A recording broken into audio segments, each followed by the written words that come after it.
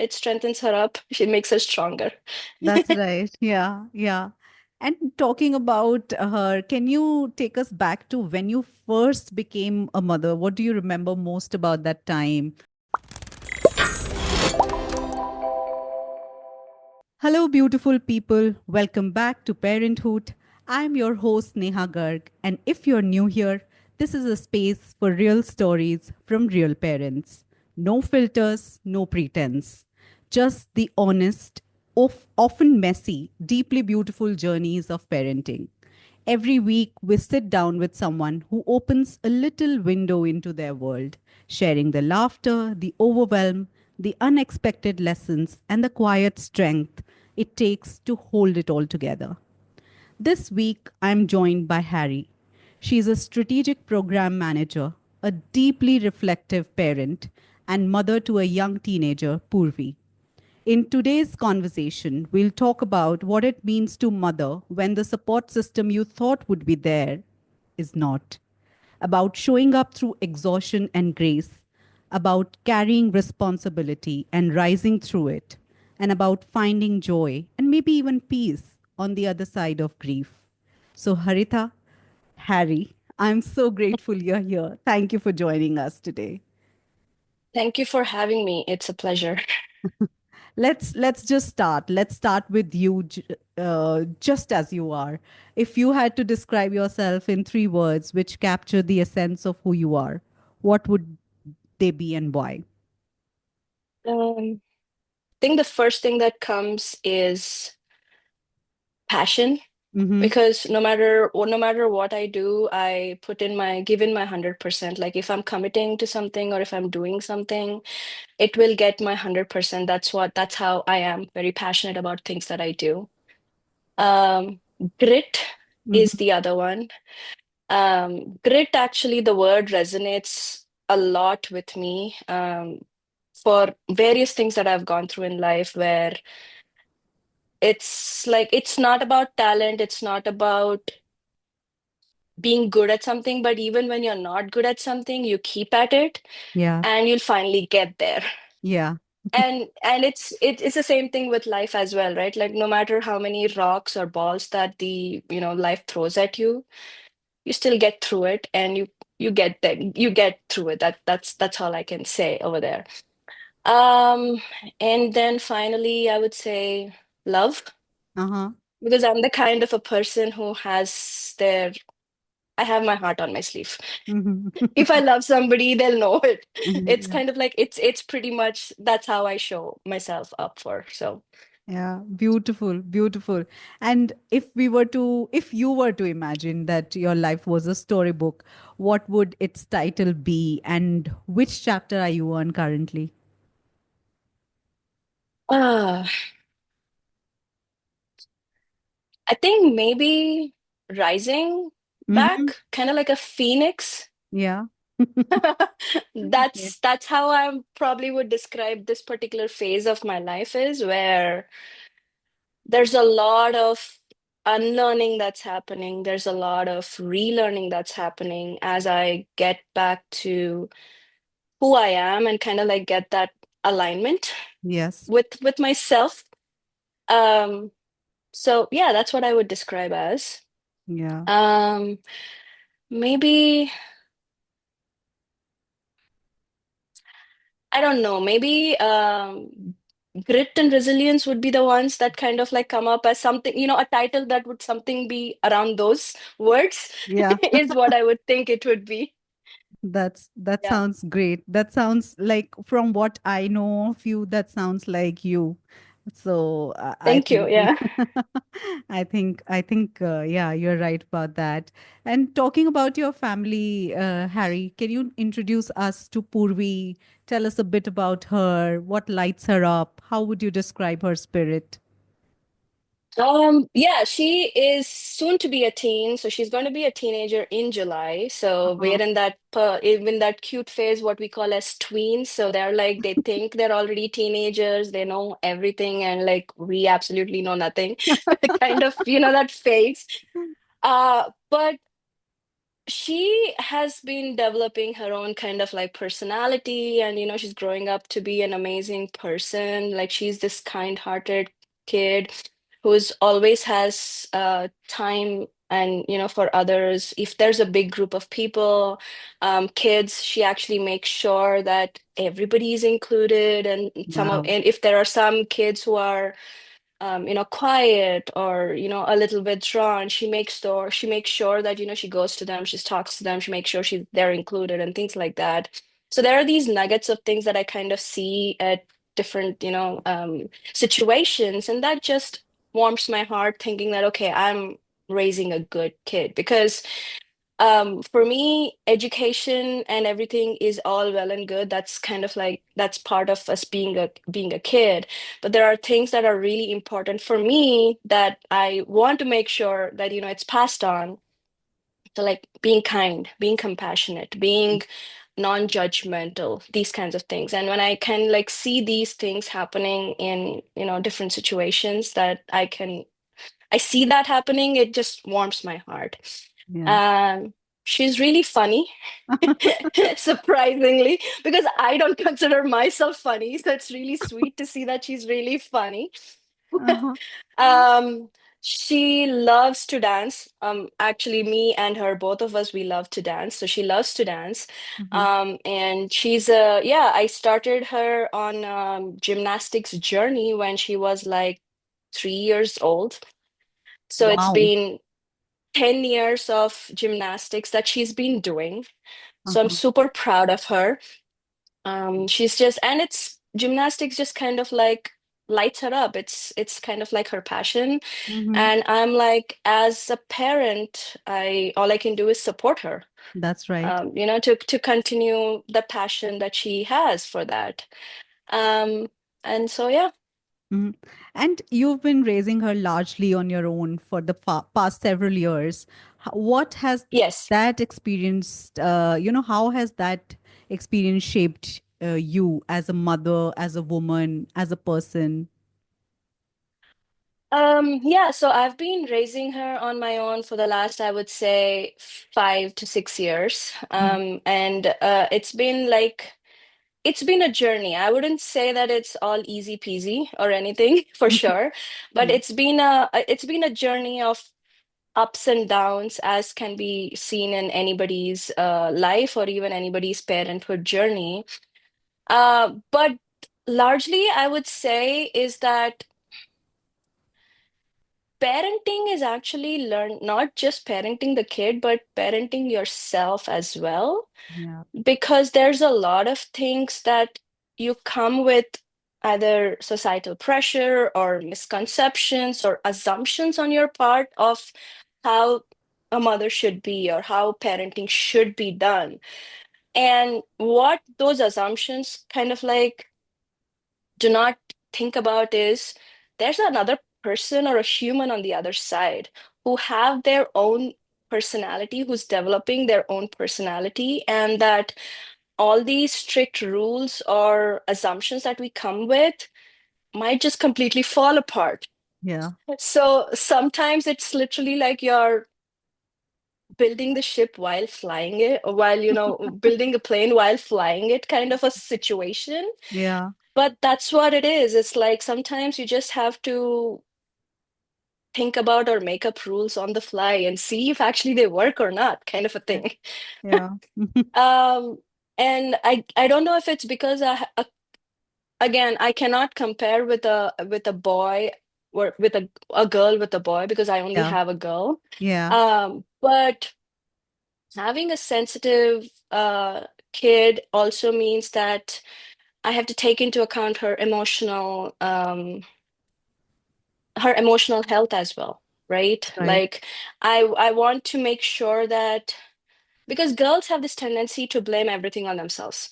I don't know Hmm. if it comes kind of like from the way that they have been brought up, or if it's society, or if it's just the way the biology is. I Hmm. haven't looked into that, but I've largely seen that girls tend to blame themselves when something goes wrong, even if it's not even if it's something that's not connected to them in any way. Right. So it's very important that I actually at least educate her and make sure that even though when she's feeling like that, I teach her that it's okay. Sorry, and that it's not her fault, and it's, teaching all the different things. Yeah. That's where it's been a little bit of a journey, I would say. Yeah. Yeah, initially it was like, initially, I would say is that I was trying to cope with stuff that was happening emotionally, as well as at the same point trying to be there for her emotionally. So Yeah. it was a battle for sure. Yeah. Um, and that can lead to a lot of burnout mentally, emotionally, and physically. Yeah. But over time, it's gotten easier, I would Yeah. say. Yeah. It's also regulating my emotions and my energy and being there for her when she needs me. Yeah. But what helped you, Harry? I'm very interested to know because it's, to recognize that you are burnt out, to recognize that you are not emotionally there where you Uh-huh. would like yourself to be for your child, for yourself, and to bring yourself up there. It's not an easy task. It's what did it take? Yes, definitely not an easy task, and definitely not something that can be done in a day or two, or maybe even a month or something like that. What definitely helped is therapy for sure. Mhm. I am a big proponent of therapy, and I have literally seen how it helped me. Yeah, And that's the one thing that has helped. Like, it's essentially, it gave me tools to help me regulate that overwhelm, or the or that overstimulation that sometimes the thoughts can kind of like give me. And using these tools over time has definitely helped. Another proponent that I'm a big proponent of is journaling. yeah, Writing stuff down essentially helps me process my own feelings, because oftentimes just feeling and all those emotions can just be like you're in the middle of a hurricane, right? yeah, Like, it's all over the place. You yeah, absolutely do not know what's going on, why it's going happening, and things like that. So writing it down, putting thoughts to paper, definitely helps, give that clarity. Talking it out, like in therapy, talking it out with somebody who is objective and can actually help you, give you those tools to calm you down, things like that. And I am a yoga instructor. oh, you are. So yeah. Um, so yeah, breath work and yoga are some things that I have been doing for many years now, and it's been over a year and a half, actually close to 2 years since I started teaching as well. And Wow. I actually teach kids and adults. The reason, because teaching kids is, I just think back that I wish I had these tools, or I Yeah, wish somebody had taught me these tools when I was younger.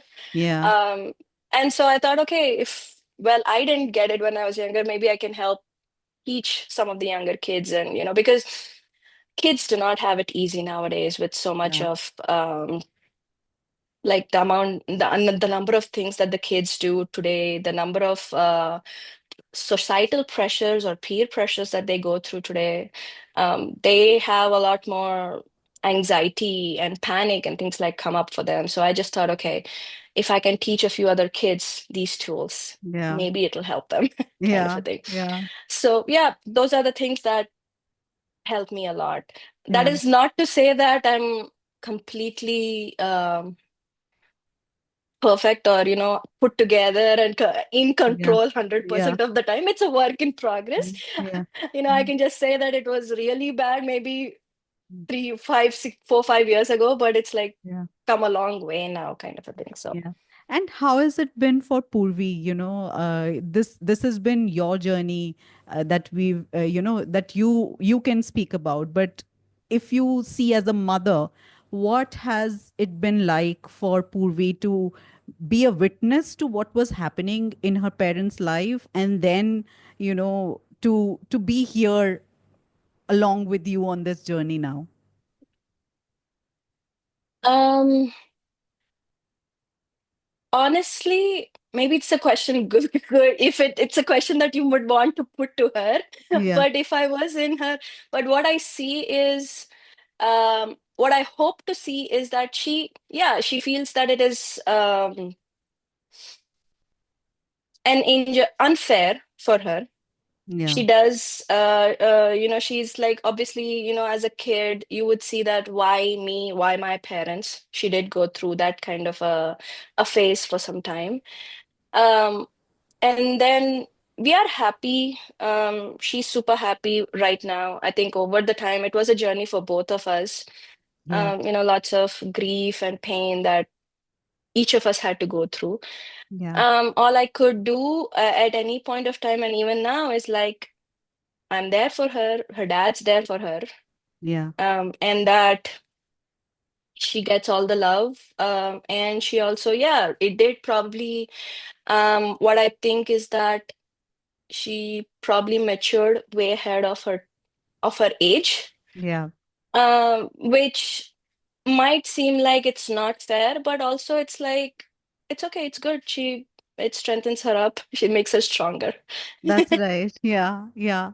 And talking about her, can you take us back to when you first became a mother? What do you remember most about that time, the early days? Anything that still lingers emotionally? The first thing that I really remember is here in US, we kind of like get to know the gender when you're 5 months old. Yeah, And so we went in anticipating to get to know the gender because I was excited. yeah. And as soon as the doctor said we're having a girl, I was like literally jumping up in the chair because I wanted a girl. I'm like a huge girl power, woman power. That's kind of Yeah, like my this thing. And I'm like, I was super happy I was having a girl. yeah, Um, so that's the first thing that I like immediately always remember. yeah, And yeah, but here's the thing, right? Like, I think there's so many stories, romanticized stories about being a mother, and that you'll feel this overwhelming love for your child and things like that. But in reality, I don't think it's like that when you actually go through pregnancy, you go through childbirth, those first few months of just sleepless nights and yeah, your body is exhausted.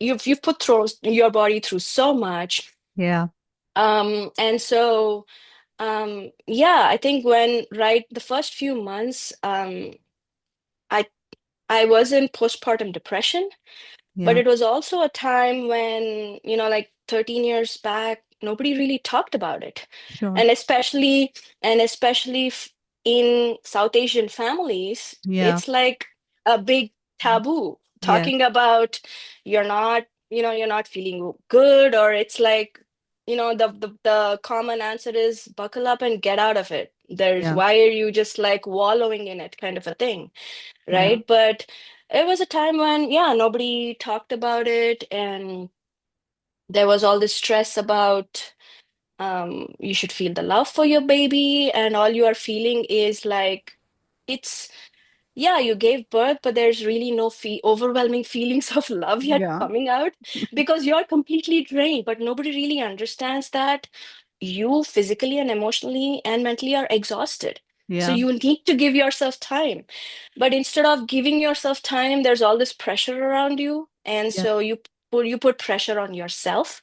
yeah, There's a lot of self-critique happening, self-loathing happening. So it was a little bit tough coming out of it. yeah, And I felt like, and I'm a person who loves reading and keeping my mind busy and my things. But the first few months, it was just like eat, sleep, feed, eat, sleep, feed, eat, sleep, feed, literally, right? yeah, And so I'm like, I'm going crazy. My Yeah. mind is going crazy. I need food for my mind, kind of a thing. Yeah. So it was a little bit tough, but yeah, eventually I was able to get out of it. But what I do love, I guess I felt that overwhelming love when I had to take her to the daycare center because I Yeah. had to get to work. Yeah. And here, as you know, there's not really that much of a support system. Yeah. Yeah, parents can come and help, but it's only for like a few months, Yeah. not for extended periods of time. So the first time I dropped her off at the daycare, I was literally sitting in the car, bawling my eyes out. But that's when it kind of like said, okay, I have love for my child. It's not like I'm like completely, devoid of love or, things like that. So, Yeah. Yeah. yeah. You talked about postpartum depression, and you said that it wasn't something that people really talked about back then. And even now, we've just, I think in some circles, it's very, you hear this, but not largely. I am quite intrigued by what you said. And, how did you eventually begin to name it, that it was that you were going through? And what was your process of healing?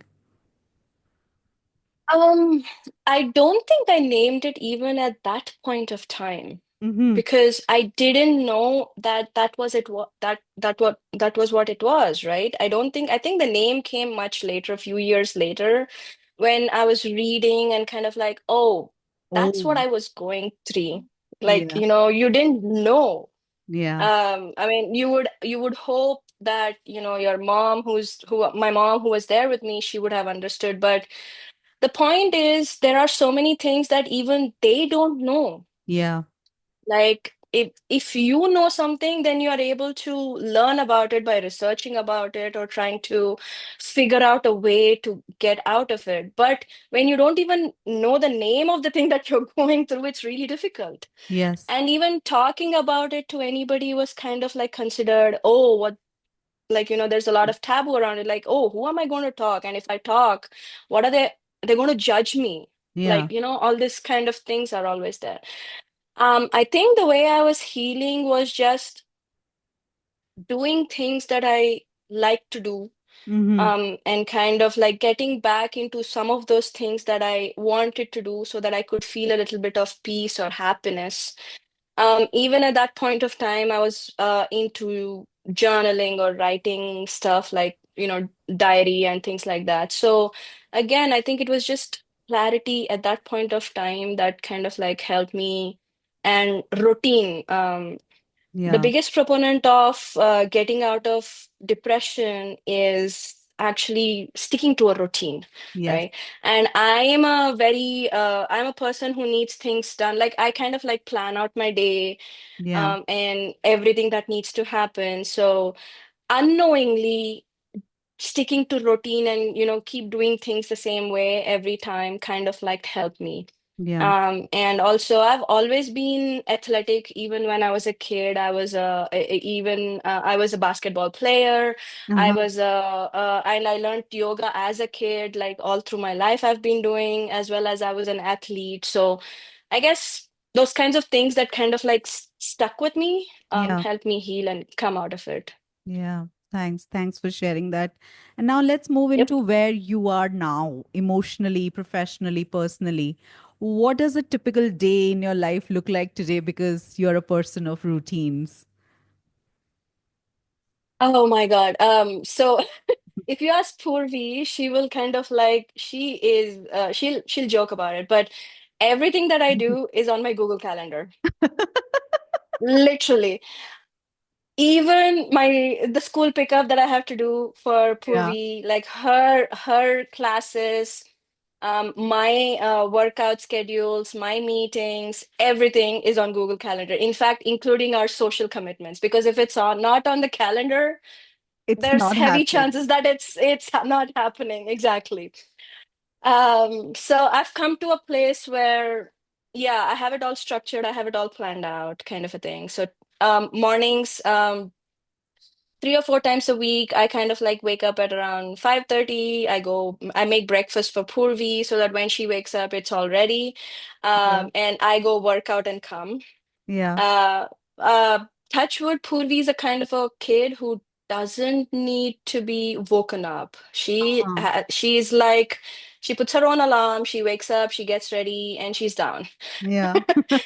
She's so yeah, luckily I don't have any of that issues of, making the kid wake the kids up, get them ready, kind of a thing. Yeah. The On the days that I don't go to work out, she actually comes, like, she sleeps in a different bedroom, but she Yeah. kind of like wakes up, comes in and cuddles with me for about 10-15 minutes, Oh. and then we both wake up. So that's actually like the best part of my day, where she just comes in and we cuddle in. Yeah. It's like, even though she's a teenager, she still likes to cuddle with me, Yeah. and that's like the best part of my day. Wow. And then it's the morning routine of, breakfast, get her to school and things like that. I work remotely, so Yeah. completely from home. Yeah. So 8:30 I log in. So 8:30 to around 5:30, it's my work time. Yeah. In between, I go pick up her and her friends. We kind of like carpool. Yeah. And then yeah, our evenings are jam-packed with either gymnastics for her, or dance practice. So she learns Bharatanatyam as well. Oh, wow. Uh, and yeah, and some math classes, like online math classes and things Yeah. like that, because she enjoys math a lot. Uh-huh. And then it's dinner, and then after she goes to sleep, I work on my side hustle, because yeah, I have my 9 to 5 job as a strategic program manager, but I'm also recently, I should say about 6 months ago, I kind of like started my own social media management company. Oh, you did? Um, Wow. s- yeah. Mhm. So yeah, it's kind of like trying things that are a little different, Yeah. and hoping to see where it goes. Yeah.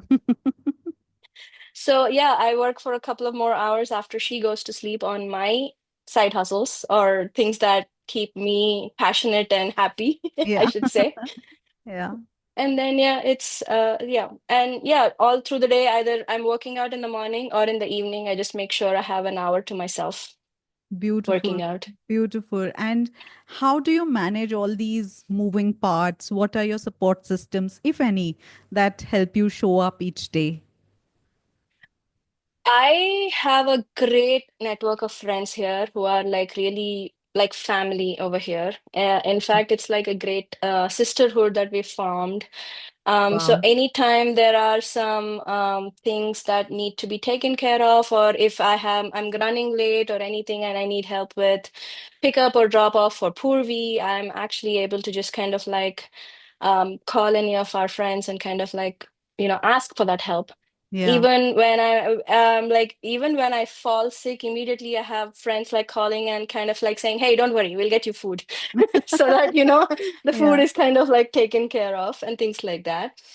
The things that help me in the busy schedule that we have is I meal prep on Sundays, which Mm-hmm. kind of like helps me get ready for the week, Right. so that I don't spend too much time, cooking during the day, Yeah. every day. And meal prep also kind of helps me, maintain my healthy Yeah. eating that I kind of do, because oftentimes when I'm not able to meal prep, it's always junk food or Yeah. takeout that you don't want. So in order to avoid that, Yeah. meal prep helps. Yeah, I also start the day, like when I log in at 8:30, I also start the day with kind of like, okay, what is it that needs to be completed during the week on Monday? And every day it's like, okay, what are my to-dos to be done today? Yeah. Not just work, but even in personal life and kind of things like that. So it's not necessary that everything gets done, but at least I know what needs to be done. So kind of Right. like at least get through at least 75% to 80% per day. Wow. Wow. That's I think that's aspirational for a person like me who has a never-ending to-do list and very little Oh, check-offs. we are, I guess it's the women's trade, right? Like the to-do list is ever growing. Yeah. It never comes to an end. That's true. That's true. Yeah. And you talked about, you taking that 1 hour for yourself. Other than workouts, what is that me time looks like for you? The one thing over the last year and a half, I would say I've been doing a lot of breath work. A friend of mine is, she's a big proponent of breath work, and she introduced me to it. And Mm. like even spending like 10-15 minutes in the morning doing guided breath work kind of Yeah. like really helps set the tone for the day. Yeah. It gives that clarity and things like that. So that's been one thing that has really helped. I have a dog. Oh, you Um, do? um, yeah, he's sleeping behind. But What's his yeah, name? Loki. Loki. Oh, lovely. Yeah, I'm a huge Marvel fan, so Yeah, we wouldn't have guessed Harry. So yeah, I take him out for walks. So like, enjoying walking with him, and I listen to either podcasts or audiobooks while I'm walking. Yeah. So that's one thing. And then I love to dance. So weekly once I actually go for a cardio, Bolly X kind of like a Yeah. dance um, workout, which a close friend of mine actually runs. Oh, So wow. that's kind of like one of my weekly things that I do. Dance with Purvi as well, like all the time. Like I'm listening to music all the time. Like even when I'm working, I have a music playing while I'm working because it's kind of like gets me into that focus zone. Right. Um, and I read a lot. I Yeah. read a lot. What kind of books do you read?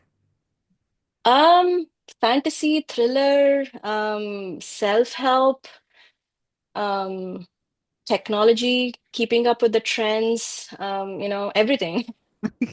Good to know. Good to know that. And tell me, has your world or has your way of being in the world changed since becoming a parent? Are there ways you surprise yourself now that, oh my God, am I the same person that I was before she was born? Uh, I think the way I look at things has changed a lot. Mm-hmm. Kind of like with being a parent and being growing up as well, ages also, like what you've experienced all through life kind of changes your worldview, Yeah. kind of changed um what is important to be successful, and even the definition of success Yeah. has Yeah. changed over time. Yeah. um like when I was a kid, especially growing up in India, I'm sure as you will well know, is like there's a checklist of things to say. By this age you have to finish this, by this age you have to do Yeah. this, and this is what your success means, Yeah. kind of a thing. But it's like all that has been thrown out of the thrown into trash. So yeah, my definition of success and my definition of and my worldview and what are the important things for survival, kind of a thing, as a person, has Yeah. kind of like changed a lot. Yeah. Um, I I take Purvi on a lot of, we go on a lot of trips, whether it's road trips or trips outside the country or trips anywhere around. We do a lot of that. And I have seen that over time, she's become more adjustable. She is not um, like she doesn't want a particular thing, because when she was a kid, she was a very picky eater, and getting her Mhm. to eat was really difficult. Yeah. But now I can see that if she's hungry, she'll see what's there, and pick something that's available, kind of a like a thing. Yeah. Because when you are going to remote locations, especially in when we go for road trips here in US, and usually I take her to national parks because I love nature a lot. And some of Mhm. these national parks are in very remote areas where Yeah. there's probably only one or two restaurants. So Yeah. you can't really get any that the what you are going to eat. So you'll have to pick and choose what is available. That's right. Yeah. So so I've seen her kind of like change over time. She is very she doesn't make a fuss. She's a very sweet kid, and kind of like, so yeah, those are the kinds of things that as you keep doing them, I kind of like learned through that. So yeah, my those are the things that kind of like changed. Yeah. um and I think I'm much more, I think before becoming a mom, I might have projected a more confident outlook, or like I'm really confident and kind of a thing. Yeah. But I am more confident now from the inside. Yeah. I think I know Um, what you mean. Yeah. yeah, because when you're younger and when you're just starting out, it's more like, um, as they say, fake it till you make it. So you kind of like Yeah. you project the confidence, but but now it's more like I am confident and I am comfortable with who I am, kind of a thing. Yeah. But there are also certain aspects of myself that I'm glad that I didn't change. Yeah. Like, um like Purvi is always like, when we have a dance party or things like that, I'll be the first person to be on the floor dancing, and Purvi knows like, Amma, you're going to be the first person to dance, and you're going to be the last person to get out of the dance floor. I know that, kind of a thing. So yeah, there are certain aspects of me that I'm happy I'm still the same. Yeah. And you know what I'm really interested about also is your identity in a foreign country or the country that you are calling home now. And Purvi was born in the US. Yes, she Yeah, was. so So she is she's an American. She's yeah, she's an American. So does her Indian roots show up for her in any positive, negative light when she is with her friends in school, or how does it ever show itself or make itself visible in the ways that you move around in this new environment which you've called come to call home now? Oh yeah, definitely. So honestly, so I came to the US to do my master's. Yeah. And that's when, so it's going to be actually 20 years come this Oh, December. wow. It's going to be 20 years since I've come to US. Mm-hmm. And I live in this state called Utah, which is kind of like the whitest possible location in the US that you can call. Yeah. Mm-hmm. And I've lived here for about 15, 16 years now. So Yeah. Purvi was born here, and she grew up in Utah. Um, though there have been instances, one or two, not luckily not too many, where the racism kind of like shows up at work. Yeah. Even the one, two times that it did show up, I was able to have a good conversation and kind of like, it was more of an education kind of a Yeah. thing, and Yeah. can go away from that. Um, I think, but what I never expected was trying to explain racism to a 5-year-old kid. Yeah. So we used to live in a neighborhood I guess we were the only brown residents in that neighborhood. Everybody else was white. Yeah. And Purvi being a kid, she was riding around on her bike in the neighborhood. And I saw that she was going in one direction, and she saw a few other kids kind of like come towards her in another direction. And she moved from one side of the road to the other side of the road because Uh, she was it was like pretty clear that she was trying to avoid an avoid. interaction Yes. with them. So later, after we went back home, and I was like, I wanted to have the conversation. Like, I wanted to understand why she did that. And then she tells me, oh, those girls are always mean to me. And I'm like, why are they mean to you? Hmm. And she's like, no, they're always saying that I have too much hair on my legs and that I'm brown and dirty and things like that. Hmm. And imagine the other kids were not even that much older. They were probably 10 years old and she was a 5-year old. So Yeah. it's not like they have a lot of growth or Yeah. anything of that sort. Yeah. But then I had to kind of like, and then she broke down and she's like, why am I this color? Or, why am I not beautiful? All those things that kind Yeah. of like come up and things Yeah. like that. And so I had to explain to her that, hey, we come from a different country, so we look different. Yeah. Just because we look different doesn't mean we are any less.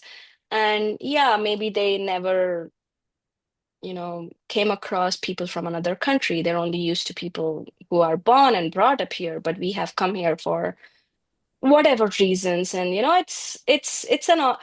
was a conversation that I had to have with her, which I never expected, which I Yeah. never realized I had to prepare Yeah. for. And so yeah, so those are kinds of things that are a little bit tough to have. But she also understands that much better now, I'm sure, Yeah. because again, she's growing up.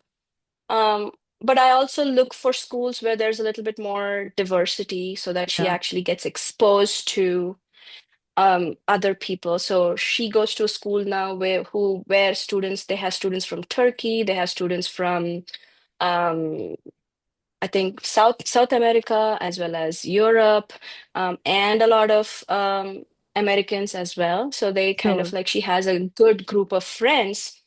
Yeah. And the other thing that I make sure is we talk about everything under the sun.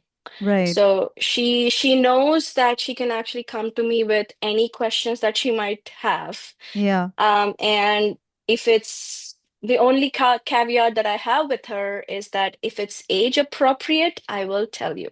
Yeah.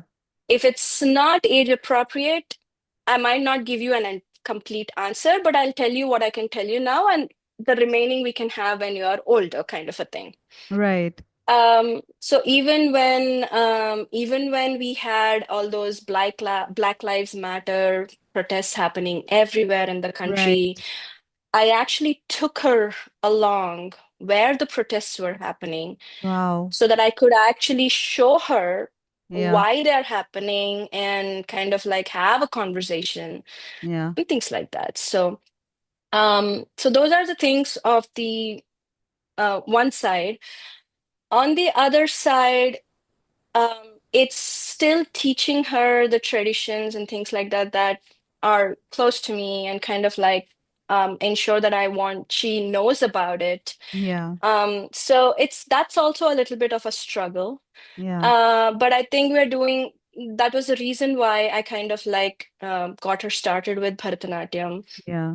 And I was super happy when she actually loves doing it now, Yeah. rather than me just pushing it. Yeah.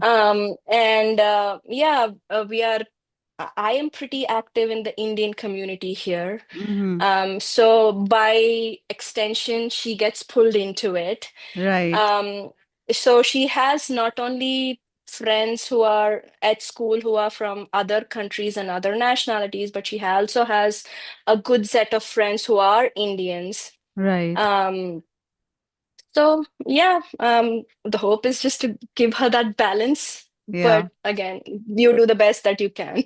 That's true. That's true. And in a world where you've had to be everything, provider, nurturer, decision maker, mother, everything, how do you carry all those Yeah. identities without losing sight of yourself? Um, I don't think it's something that you do consciously. Uh-huh. It just kind of like happens. Yeah. And I think at the forefront of the thought always is no matter what comes around, any decision, the first thought that comes to me is, okay, how is this going to affect Purvi? Right. And because she is my, as you call it, like my first priority. Right. So as long as I'm able to, okay, figure that out, the next thing is, um, am I able to do it? Like, because again, I'm the kind of a person who does something, I need to be able to give 100%, because if I'm able to give only a 50%, I would rather not do it. Sure. Uh, but I guess it's just that um,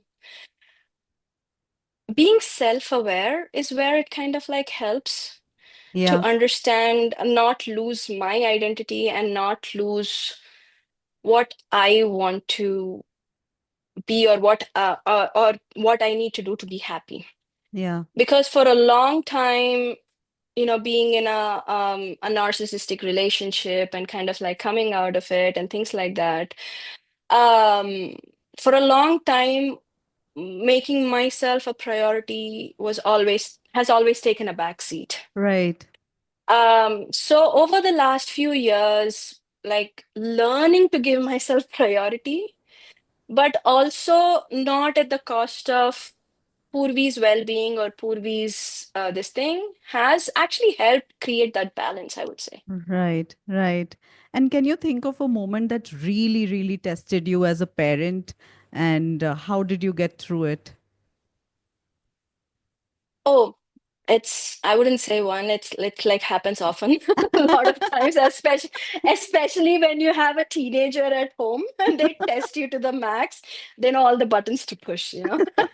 Um, but I think like our fights, my fights with Purvi are sometimes explosive, Uh-huh. as can be imagined, because um, I don't want her to be a submissive person, because I mean, she is a willful kid, and I want her to be willful because I need her to be, if she doesn't fight or say that she has a voice with me, how can I expect her to raise and say that I have a voice outside?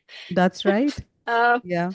and so, but when you have two willful personalities in the same house, that can be a problem, especially especially with no buffer between us. It's just us. Yeah. Yeah. But the point is, I guess um,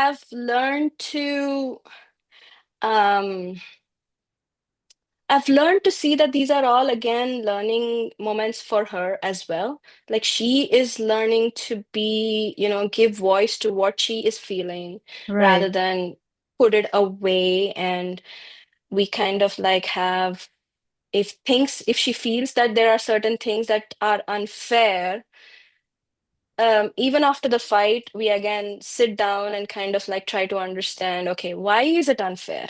Yeah. Okay, what can I do to make it a little bit fair? Yeah. Because again, I come from a childhood where if your parents said something, you did it. Yeah. But that doesn't work with kids who are born here, and also this current generation. Yeah. So yeah, again, it's a lot of trial and error on my part. But I I'm don't, did sure. I answer that question that you had, or? Yeah, yeah, absolutely, absolutely. And tell me about some small memories or moments from your journey as a mother that have unexpectedly stayed with you. Um, Definitely getting her ready. Like she's been a gymnast and going for gymnastics competitions for a few years now. Mm-hmm. So there's a certain way that her hair needs to be up, because her hair cannot be down, or if it touches during one of the tumbles or passes, it's a deduction and kinds of things like that. So learning to do her hair, kind Right. of like it's again a learning that was good. And even now I kind of like getting her ready for a Bharatanatyam performance literally takes us about an hour and a half to two. Yeah. And then she's like, all this preparation for a 4-minute dance performance is what she says. It's like cooking, Uh, you know? yeah, exactly. Small things are like, yeah, I mean, when she was younger, we used to go biking together. We used to go hiking together. So when she was 5 years old, she actually did a super hard 5 mile hike. Wow. Without she walked, yeah, the first mile, she was crying and whining a little bit, but we kind of like made it fun, and she did it all by herself. So that's kind of Wow. like sticks with me. Yeah. Um, yeah, so we have every Friday night, it's like our movie and a takeout night. Oh, So we just get food, whatever that we feel like eating, and we decide on a movie, and we just sit and watch a movie. So no matter what, that has been a constant for us, kind of like chilling. yeah. And yeah, those are the kinds of things that I love. We like She refuses to dance with me now because obviously she's grown into a teenager. But we used to do dance reels together. Wow. That So I now need I to have go to and check out. so now I have to bribe her to dance with me. And what does it take? What is the bribe? Oh, she loves boba tea, Oh. or a Starbucks, mango dragon fruit refresher or something. So usually I get her that when she earns something, like she's done really well or Yeah. something. So those are kind of like my treats that I give her with. But now it's like, okay, I'll get you one. Can you please dance with me? Kind of a thing. Yeah, yeah. And also, very curious to know if you could sit across from your pre-motherhood self, Harry, and could say anything to her, what would you say? Um, so I think I was very afraid of being a mother because I wasn't sure if I would be a really good mother or not, or a loving mother or not, kind of a thing. Yeah, So I would say to her is like, trust yourself. You'll do just fine. beautiful, beautiful. And we are coming to a close now. But before we wrap, few final reflections and thoughts. What's one truth about your parenting journey that you feel is often misunderstood or unseen by others? Um, So for an average kid, Purvi actually does quite a lot of stuff like extracurricular activities. Like she does Bharatanatyam, she does gymnastics, which is a large part of her schedule. She's also into robotics, which started kind of like last year. So she's in a robotics team at school as well. Yeah, So for people outside, um, they think that I'm pushing her into a lot of stuff and I'm putting her into a lot of classes or things like that. What they do not see is that actually she is deciding on her own yeah, of what she wants to do. yeah, And all I do is like, hey, if you do this, this might get affected. So yeah. do you want to prioritize? So it's kind of like I'm helping her. She's choosing what she needs to do. What I am helping her do is help her prioritize and help her say no to certain stuff because it doesn't fit with her other stuff. That's right. So, honestly, I am not pushing her to do anything. It is her passion and her drive with which that she is choosing to do those. Right, Um, right. so I think often it's kind of like misunderstood Yeah, by yeah, people who do not know me or people who just see me from the yeah, outside that I am being a helicopter parent or kind of like pushing her through everything. yeah. But Yeah, it's because the truly not moment that. you see an overscheduled or, just see a calendar full of activities for a child, immediately you turn to the parent and say, "Hey, you did this." Like, Yeah, yeah, yeah. yeah. Nice.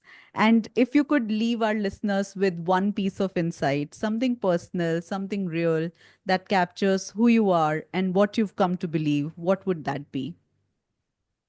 I truly believe that like kids should actually explore a lot of stuff in order for them to find what they like Right. or what they can love. Oftentimes, passion is kind of like misdefined, kind of like saying that it's something that you are born with. Yeah. Passion is actually something that not necessarily you're born with or not necessarily something that you would like immediately, right? Sometimes Yeah. you have to put work into it and kind of like explore it a little bit more in Yeah. depth to find that passion sometimes. Yeah. And as kids, all we can do is expose them to multiple different things before they can figure out what they really like. Yeah. True. Um, I never thought Purvi would be into robotics. It was purely, I just said, okay, give it a try.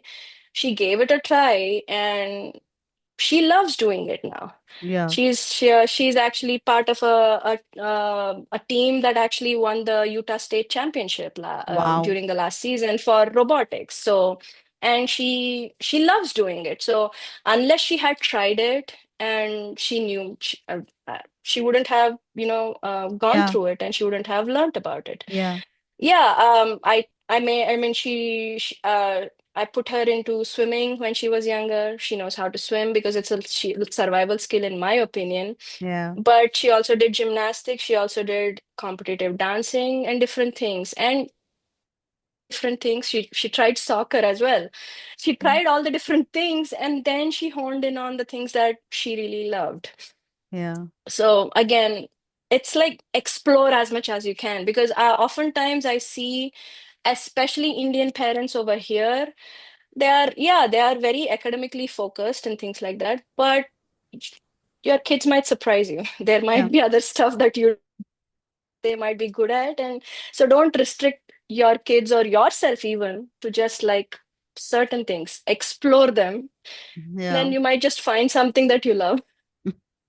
Yeah, absolutely. Absolutely. Harry, I just want to say thank you for sharing so generously, for speaking the unspeakable, and doing it with such clarity, courage, and care.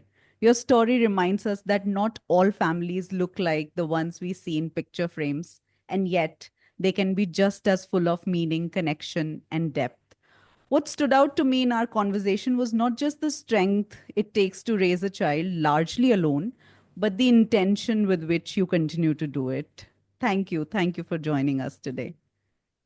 Thank you so much. It was a pleasure chatting with you, and thank you for having me. Thank you. And to our listeners, thank you as always for holding space with us. If this episode resonated with you, even in a small way, please consider sharing it with someone who might need to hear it. Leave us a review, subscribe to Parenthood, and keep this community growing. I am Neha Garg, and this is Parenthood, where each parenting story is also a story of becoming. Until next time, take care of yourself. Bye bye.